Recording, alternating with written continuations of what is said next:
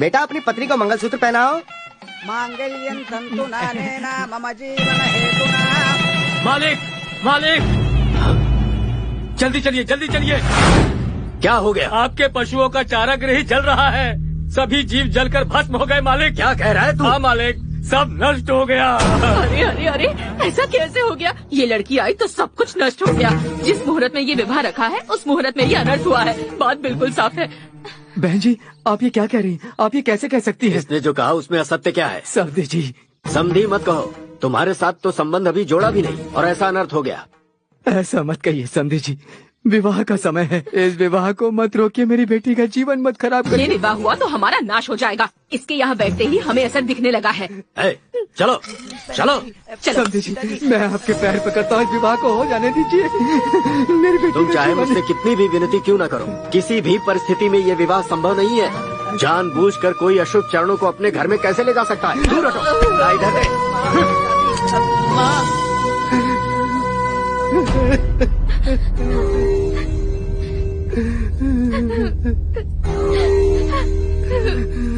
सत्यानाश, सारी इज्जत गंगा में मिल गई। इस मनहूस की कुंडली अशुभ है। अब तक ये बात सिर्फ हम ही जानते थे, अब पूरा गांव जान गया। सुनिए जी, मैं कह देती हूँ, अगर इसे दोबारा घर में वापस ले आए तो मैं और मेरी बेटी फांसी लगाकर मर जाएंगे। चल मंगला। रुको माँ। चल बोला ना।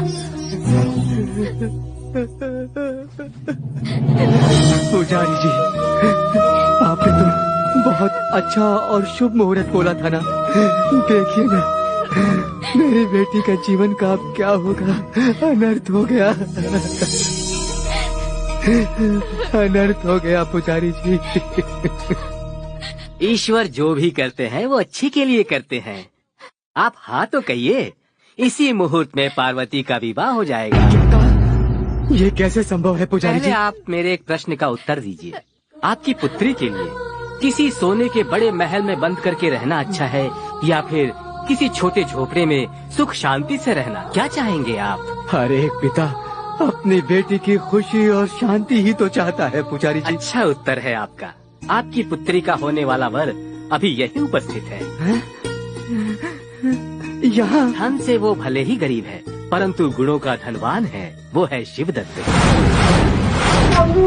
आपकी पुत्री का विवाह ऐसे योग्य वर से होगा तो उसके भाग्य खुल जाएंगे। पुजारी जी, ये आप क्या कह रहे हैं? मैं इनका दामाद कैसे बन सकता हूँ? क्यों? पूरा जीवन ब्रह्मचारी बनकर रहने का विचार है? वो बात नहीं है पुजारी जी। मेरे बारे में आप तो जानते ही हैं। मैं गरीब हूँ, अकेला हूँ।